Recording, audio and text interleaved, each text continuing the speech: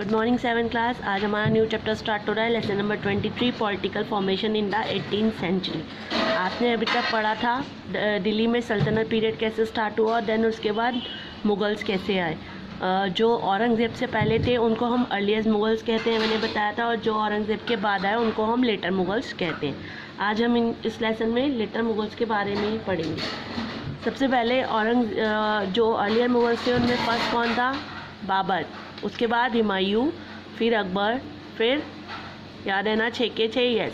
तो Aurangzeb was the last Mughal earlier Mughal. Aurangzeb died in 1707।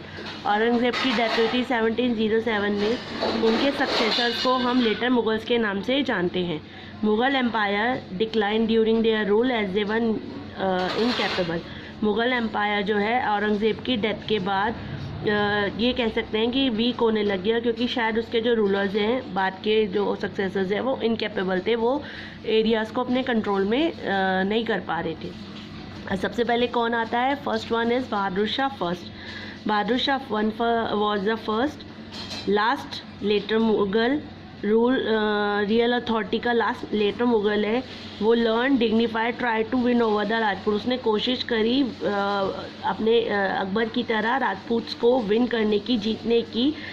Marathas on 6 also he was succeeded by, यानी उसके बाद उसका जो सक्सेसर था उसका नाम था जहांगीर शाह, जो एक वीक रूलर था, और come to the throne with the help of Zulfiqar Khan, जो पावरफुल नॉर्मल था। यानी वो बहादुर शाह के बाद जहांगीर शाह सीट पर बैठा, जो एक वीक रूलर था, जो केवल नाम का राजा था, क्योंकि वो किसकी मदद से बैठा था? जुल्फ़िकार खान, एक powerful noble who as a reward was a made wazir, जिसके बदले, मतलब उसको सीट पर बिठाने के बदले जुल्फ़िकार खान को उसे अपना प्राइम मिनिस्टर बनाना पड़ा।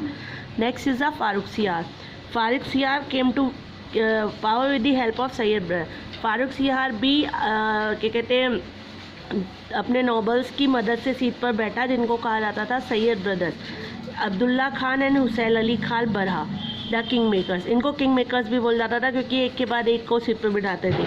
यानी फारूक सियार, सैयद ब्रदर, अब्दुल्ला खान और हुसैन अली खान की मदद से सीट पर बैठा, जिनको किंग मेकर्स कहा जाता था। 1719 में ये 2 ब्रदर्स एक्वायर डोमिनेट कंट्रोल। इन्होंने एक तरह से पूरे अफेयर ऑफ द स्टेट का जो मैटर था वो ये संभालते थे, राजा केवल नाम के लिए होता था। In 1720 they made Mohammad Shah the emperor. 1720 में इन्होंने किसको राजा बनाया? मोहम्मद शाह को। Mohammad Shah wanted to free himself from the hold of the. Mohammad Shah चाहता था अपने को फ्री करना, यानी जैसे उसने एक के बाद एक सैयद ब्रदर्स ने एक को हटाया के सीट पर बिठाया था और केवल नाम के लिए राजा होता था, तो मोहम्मद शाह इस बात से खुश नहीं था। तो मोहम्मद शाह अपने आप को सैयद ब्रदर्स से अलग रखना चाहता था। So he strip them off their power. He had a long region but made no effort to strengthen the empire. उसने काफ़ी कोशिश करी अपने एरिया को बड़ा करने की, अपनी स्ट्रेंथ को बड़ा करने की, but he made no efforts. पर वो एम्पायर को कंट्रोल नहीं कर रहा था। And the end of his region, जब Mughal empire stood in the name as a powerful govern establish independent kingdom in various reason.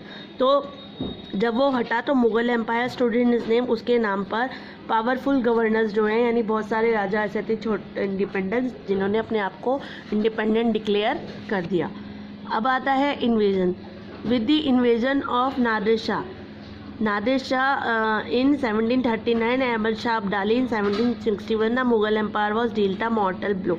यानी एक तो रीज़न ये रहा कि वो कैपेबल नहीं थे, दूसरा बाहर से 2 व्यक्तियों ने हम पर अटैक किया। नादिर शाह ने 1739 में और अहमद शाह अब्दाली 1769 में, जिन्होंने मुगल एम्पायर को बहुत ही वीक कर दिया। Nadir Shah took away. नादिर शाह तो अपने साथ अपने देश ले गया famous Kohinoor diamond.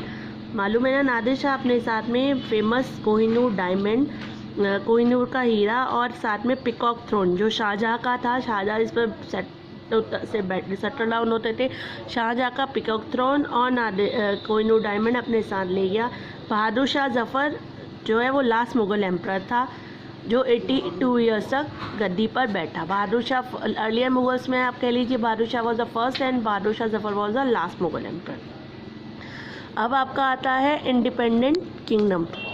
The period from beginning of the 18th century saw the rise of several regional powers such as Sikhs, Rajput, Maratha, Nawab of Awadh and Bengal, Nizam और हैदराबाद। जो 18 सेंचुरी है उनने बहुत सारा सेवरल रीजनल पावर्स को उभरते हुए देखा। यानी जब ये वीक हो रहा था मुगल पावर, तो बहुत सारे ऐसे राजा थे जिन्होंने अपने आप को इंडिपेंडेंट घोषित करा। उनमें से बहुत सारे एरिया से सिक्स, राजपूत, मराठा, नवाब ऑफ अवध एंड बंगाल और निज़ाम ऑफ हैदराबाद। ये किंगडम मुग़ल प्रोविंस के पहले अंडर में थे या उनके वज़ीर वगैरह रहे होंगे, बट दिस पॉलिटिकल पोर्शन में जैसे ही मुग़ल वीक हुए तो इन्होंने अपने एरिया को एक्सपेंड कर लिया, अपना इन्फ्लुएंस बढ़ा लिया और न्यू इंडिपेंडेंस स्टेट्स डिक्लेयर कर दिए और खुद वहाँ के राजा बन गए, जिनमें से आता है main Awadh, Bengal and Hyderabad most prominent है, मोस्ट फेमस है।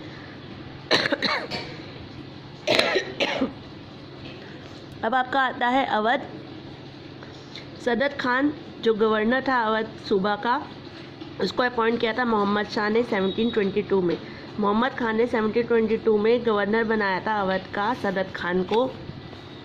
ही establish Awadh as an independent kingdom. बाद में जब मोहम्मद शाह हटा तो उसने अपने अवध को इंडिपेंडेंट किंगडम डिक्लेयर कर दिया 1722 में।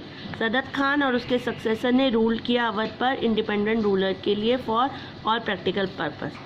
जमींदार ऑफ अवध रिफ्यूज़ टू पे टैक्स ऑन टाइम। जो अवध के ज़मींदार हैं उन्होंने टैक्स देने से मना कर दिया।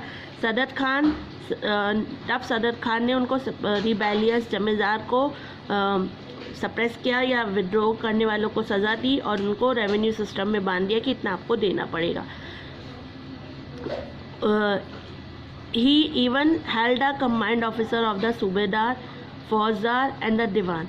उसने कंबाइन किया ऑफिसर्स को, सूबेदार जो पॉलिटिकल हेड होता था, फौजदार जो मिलिट्री का हेड होता था और दीवान जो रेवेन्यू का हेड होता था। उसने 3 हेड अपनी अपनी उसमें नियुक्त किए जो उसके लिए काम करते थे। सदत खान वो सक्सीडेड। सदत खान सक्सीड हुआ इन 1739 में बाय सफदरजंग। यानी सदत खान के बाद उसका बेटा 1739 सफदरजंग सीट पे बैठा। Under him Awadh has a long period of piece and prosperity. उसके टाइम में यानी सफदरजंग के टाइम में अवध जो है एक लंबे समय तक वहाँ शांति रही, कोई लड़ाई झगड़ा नहीं हुआ और बहुत प्रॉस्पेरिटी रही। It result in the growth of distinct culture sector at Lucknow. इसी वजह से जो लखनऊ का आप वो देख लें पहनावा, खान पान, वो बाकी एरिया से बिल्कुल अलग है। Lucknow now as a capital. Lucknow now आज कैपिटल है, सेंटर है आर्ट और कल्चर का। अब सेकंड स्टेट आती है आपकी बंगाल।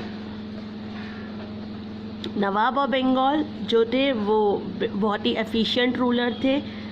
दे rose to eminence when the Mughal empire decline. वो भी तभी उन्होंने अपनी पावर को स्ट्रॉन्ग किया था जब मुग़ल पावर वीक हो गई थी। अंडर मुर्शिद कुली खान। मुर्शिद कुली खान के नेतृत्व में मुर्शिद कुली खान ने Bengal went through a period of peace. Bengal में भी पीस और प्रॉस्पेरिटी बनी रही with the help of organised administration. यानी उसने भी अपने कुछ लोगों को नियुक्त किया जो उसने उसको राज्य संभालने में उसकी मदद करी। He made Murshidabad. उसने अपनी कैपिटल, मुर्शिद खान ने कैपिटल बनाया मुर्शिदाबाद। ही वॉज उसके बाद सक्सीडेड हुआ, यानी उसके बाद जो सीट पर बैठा उसका नाम था शुजाउद्दीन। शुजाउद्दीन 1727 से 1739 तक। आफ्टर हिम उसके बाद यानी सबसे पहले मुर्शिद कुली खान। मुर्शिद कुली खान ने कैपिटल बनाई मुर्शिदाबाद। मुर्शिद कुली खान के बाद शुजाउद्दीन। शुजाउद्दीन के बाद Alivardi Khan and then Shujauddin Daula. 4 rulers famous रहे हैं, Murshid Quli Khan, Shujauddin, Alivardi Khan, Shujauddin Daula. After him Alivardi Khan seat पे बैठा, देन उसके बाद Sirajuddin Daula become the ruler of Bengal. Trade, commerce और एग्रीकल्चर। ट्रेड, कॉमर्स यानी व्यापार, कॉमर्स और खेती बाड़ी सब उसने बंगाल्स के नवाब ने उनको एनकरेज किया। पीपल सिक्योर थे, उन्होंने पुलिस स्टेशन बनाए, थाना बनाए। इसके अलावा स्ट्रिक्ट कंट्रोल था maintain over a foreign trading companies जो व्यापार करने के लिए आती है, उन पर भी कंट्रोल किया गया था। इन द 18th सेंचुरी में बंगाल जो था मोस्ट प्रॉस्पर रीजन था, यानी बंगाल जो है सबसे मोस्ट प्रॉस्पर रीजन था। इसीलिए जो फॉरेन कंट्रीज थी या फॉरेन कंपनीज आई थी व्यापार करने के लिए, वो मेन बंगाल में ही सेटल होना चाहती थी। However the Nawab did not realise the importance of strong army. बस एक ही प्रॉब्लम रह गई कि नवाब जो है उन्होंने रियलाइज़ नहीं किया कि स्ट्रॉन्ग आर्मी की भी इम्पोर्टेंस है। दे डिड नॉट बिल्ड, उन्होंने फोर्ट्स नहीं बनाए अपनी आर्मी को स्ट्रेंथ करने के लिए। तिवाम ने यह भी महसूस नहीं किया कि east India company not a trading company, east India company जो है वो ट्रेडिंग कंपनी नहीं है, बल्कि बैटल ऑफ प्लासी में 1756 में they were suppressed and defeated by the British. नवाब ने को ब्रिटिश ने हरा दिया और ब्रिटिश रूल स्टार्ट हुआ इंडिया में, और बंगाल का नवाब्स का जो रूल्स है वो ख़त्म हो गया। यानी अगर ये समझ पाते और ईस्ट इंडिया कंपनी को एंटर नहीं कराते तो ये सब कुछ आगे उनके लिए प्रॉब्लम क्रिएट नहीं करता। ईस्ट इंडिया कंपनी ने बैटल ऑफ प्लासी में नवाब्स को हरा दिया और ब्रिटिश रूल स्टार्ट कर दिया, ठीक है। और इस तरह से बंगाल्स के नवाब का सिस्टम ख़त्म हो गया। अब आता है हैदराबाद। चीन कुलीची खान एक पावरफुल नॉबल था फारूक सियाद और मोहम्मद शाह की कोर्ट में। He was accorded the title Nizamul Mulk Ashraf Shah, यानी वो निज़ामुल मुल्क अशरफ शाह का title given the responsibility of governing the Deccan province, यानी उसको नाम बदल के उसको टाइटल मिला हुआ था वहाँ से मोहम्मद शाह की तरफ से निज़ामुल मुल्क अशरफ शाह, उसके पास रिस्पॉन्सिबिलिटी थी डेक्कन एरिया की। But he build the state of Hyderabad, ruled as independent ruler. पर जब वीक हुए मोहम्मद शाह और फारूक सियाद गद्दी पर से हटे तो उसको टाइम मिल गया और उसने हैदराबाद स्टेट को अपने कंट्रोल में कर लिया और इंडिपेंडेंट रूलर बन गया। उसने अपॉइंट किए मनसबदार और ग्रांड देम जागीर, उसने अपने मनसबदार अपॉइंट किए और उनको जागीरें दी, over ruling the authority of the Mughal kings who were powerless and agreed to his decision. Nizamul Mulk जो है उसके successor came to be known as Nizam, वो लोग कहलाए निज़ाम्स। बंगाल वाले कहलाते थे नवाब्स, और हैदराबाद के जो रूलर्स हैं उन लोगों को कहा गया निज़ाम। बस आज के लिए इतना ही। इन द नेक्स्ट क्लास आगे हम पढ़ेंगे the Rajputs. Okay, have a nice day.